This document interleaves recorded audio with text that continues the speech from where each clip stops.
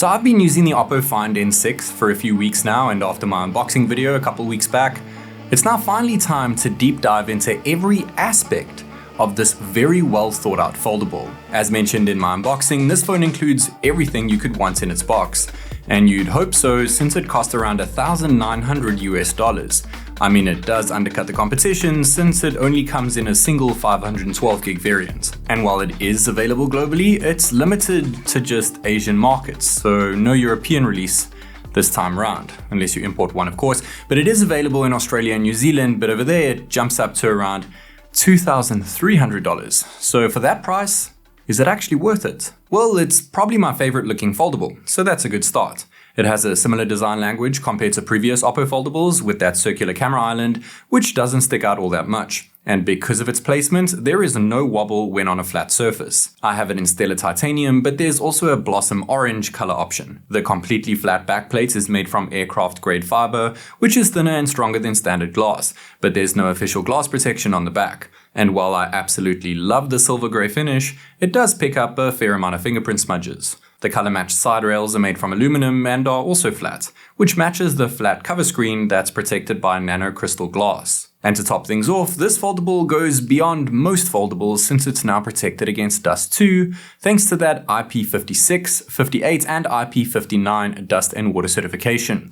It's not completely dust tight, but it is protected by most dust particles, and of course you can still submerge it in water, and it's also protected against water jets. I covered everything there is to know about the Hinge in my unboxing video, but long story short, it's a major breakthrough for foldable phones. The second gen titanium Flexion hinge includes a newer, wider water drop shape, which helps reduce crease visibility, while still keeping the phone at just 8.93mm thick when folded and 4.21mm when unfolded. There is still no gap, and there is now a cover balance pivot to prevent stress and a new carbon fiber support plate to prevent deformation over time and help reduce weight, bringing its total phone weight down to just 225 grams. That's lighter than some standard bar-style phones. And to round things off, Oppo have also introduced something called 3D liquid printing, which fills every tiny gap within the hinge to help with the main selling point of this phone, the zero crease look and feel. Now don't get me wrong, if you angle it in the right lighting, you can still see the crease. And when running your finger only over the crease, you can still feel it. But it protrudes more than it indents, if that makes sense. However, when using the phone normally, you honestly will not see it or feel it at all. You pretty much forget that the crease even exists when you're using it, which is kind of the whole point, right? And it's honestly the least noticeable crease I've ever seen on a foldable before, but just keep in mind that it's not completely gone. This is also all achieved thanks to the switch from UTG to auto smoothing flex glass on the foldable screen, which is thicker, stronger, and also reduces deformation over time. Because of all this, the Oppo Find N6 has been certified to endure 600,000 folds and still look just as good and just as flat as it did on day one, and it's also been certified to last for over 1 million fold cycles, which is just crazy. Okay, so what about the actual displays? Well, they're identical to last time, with a few subtle improvements. They're exactly the same size at 6.62 and 8.12 inches. They're still 10-bit with the same resolutions, offer the same 160Hz PWM dimming, the same 1 to 120Hz LTPO refresh rates, and the same 240Hz touch sampling rates. But the foldable screen can now reach 2500 nits of peak brightness, up from 2100, and it has slimmer bezels too. And the cover screen goes up to 3600 nits, which is a huge bump up from last year's 2450 nits, and its bezels are now completely symmetrical at just 1.4mm all round, thanks to LiPo technology. That's the slimmest seen on any book-style foldable. This means that the entire phone is now shorter and narrower, and while it still keeps the same thickness, Oppo somehow managed to include a larger 6000 mAh battery, though charging speeds have remained the same with 80W wired and 50W wireless. There's also reverse wireless charging, which goes hand in hand with Oppo's official AI pen kit, which, as mentioned in my unboxing video, charges up the pen when magnetically clipped into the case that comes with it, and it even flips over if you put it the wrong way. And before you ask, yes, this is a separate accessory. The stylus works with all the same features on the cover screen, which is a nice touch, but having a pen for the foldable screen is what truly matters here. It has 4096 levels of pressure and feels very responsive, has a great in-hand feel, and is extremely light. There's write to text, which works well, tap to take a note when your screen is off, click to bring up the menu, double click to switch to eraser, press and hold for circle capture, use AI to create a professional chart using Gemini, AI to bring your sketched image to life, annotate, which lets you scribble over a screenshot and save it as an image or as a PDF. And you can even use the pen as a laser pointer to briefly indicate something. Honestly, if you plan on buying this phone, then the AI pen kit is kind of a no-brainer, but it's going to be setting you back around $100 to $150. In terms of actual foldable features on the device, Oppo has now introduced something called Free Flow window, which allows you to open up to 4 apps at the same time and freely adjust their size and aspect ratios. When flicking up on the home screen, they'll all automatically size down to their smallest and neatly sit at the top of the screen. And double tapping one of those smaller floating windows allows you to quickly toggle full screen between those specific apps. With a 4-finger pinch out, you can easily switch to boundless view, which we've seen in previous Oppo foldables, and it gives you a more traditional split screen experience and works with up to 3 apps. You can adjust all 3 to full screen and easily switch between them, and just as easily switch back to all 3 side by side. When you're done, you can flick home, which pops that app group into the taskbar, or save them as a permanent app group on your home screen. With a 4-finger pinch in, you can jump right back into free flow view. And in terms of standard software features, there is an always-on display, but it only shows for a few seconds on the inner screen. It can, however, be shown permanently on the cover screen. There's still a side-mounted fingerprint sensor, which works very well, and it's now been lowered down a bit, so it's easier to reach for. The volume rocker has also been lowered, and that's because above that sits the snap key, just like we saw with the Oppo Find X9 series devices, and unlike the alert slider, which we saw with the Find N5, which sat on the opposite frame. I use my snap key to switch between sound profiles, but you can change it up in settings.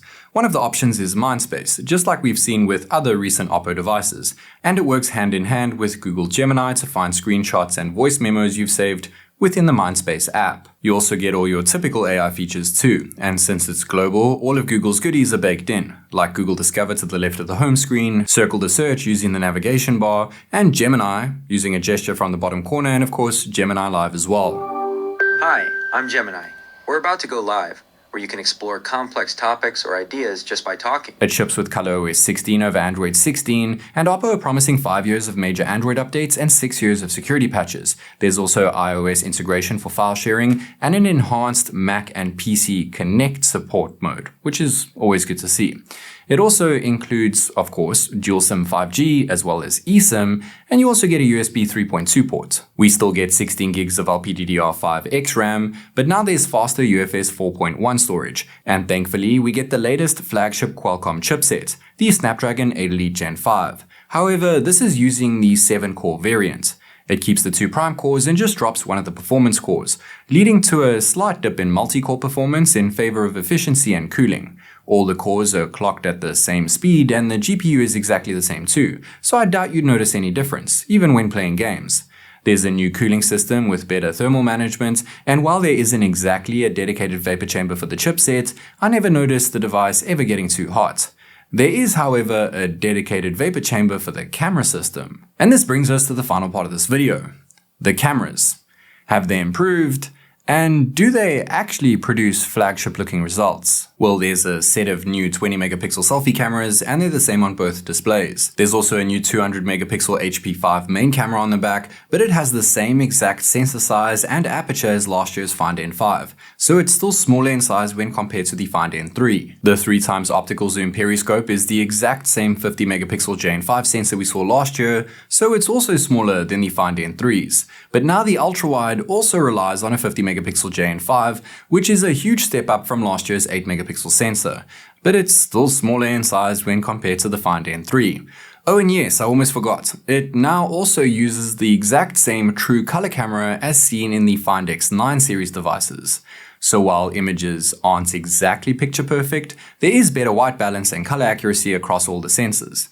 The ultra-wide takes much better snaps, and so does the main. And while the 2x lossless crop isn't quite lossless, and it's limited to 50 megapixels, it's more than decent. The periscope takes very good snaps at optical zoom, and I was very impressed with its 10x zoom. Even max 120x zoom retains very good detail. It also has a minimum focusing distance of just 10 centimeters, so macro shots are very immersive. There's something about the main camera that just doesn't sit right with me though, even when shooting portraits, but the periscope continues to impress. The main camera takes very dreamy pics when compared to the selfie though, and while the selfie camera has definitely improved, its color accuracy isn't as good since only the back cameras benefit from that true color sensor. It's also very cool that you can use every single rear camera mode when using the rear cameras to take selfies, and snaps come out looking fantastic when using those back sensors. The selfie produces fantastic pics at night too, but I was very disappointed from the ultra-wide and main cameras when taking regular photos at night. The periscope takes very good 3x optical images at night, but quality already starts to dip at 6x. And while higher zoom level shots come out okay at night, they are nowhere near flagship quality. Ultra-wide video can be shot at 4K 60, and I was more than happy with the quality and stability. This is a huge step up from last year. And while main video is very good at 4K 60, especially when it comes to stability, I was hoping for more of an improvement here. The periscope, on the other hand, produces very detailed flagship level quality videos with impressively smooth panning. Only the main can shoot 4K 120fps video, and it makes the most sense for slow motion videos. It can also shoot in Dolby Vision too. But 4K 120 is only available for the main sensor, and so is 720p at 480fps, but 1080p 240 can be done with all three rear camera sensors. Portrait video can be shot at 4K 30fps with the main and periscope, and both sensors produce very detailed, natural-looking depth videos with decent edge detection. And the good news is that you can even shoot 4K 30fps selfie portrait video using either of the selfie cameras, of course.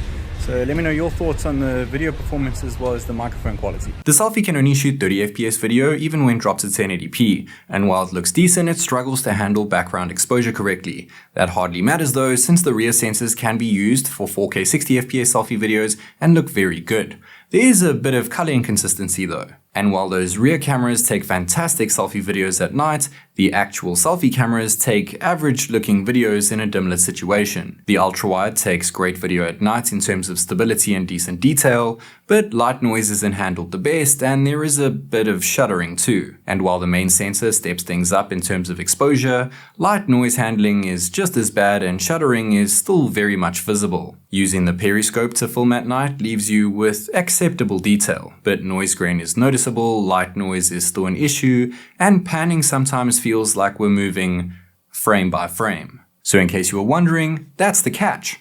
Camera performance. This phone proves once again that high-resolution image sensors are inferior to physically larger sensor sizes. I almost feel like they just slapped on a 200 megapixel sensor to try sway buyers. I mean, don't get me wrong, it still takes more than acceptable photos and videos, especially for a foldable device, but we're still waiting for a foldable with proper flagship camera sensors. But other than cameras, this has got to be my favorite foldable so far. It includes everything in its box, including an 80-watt charging block to back up its 80-watt wide charging speeds, paired alongside fast 50-watt wireless charging, and a larger 6,000 mAh battery. The AI pen kit might be a separate purchase, but it's extremely good and certainly worth it.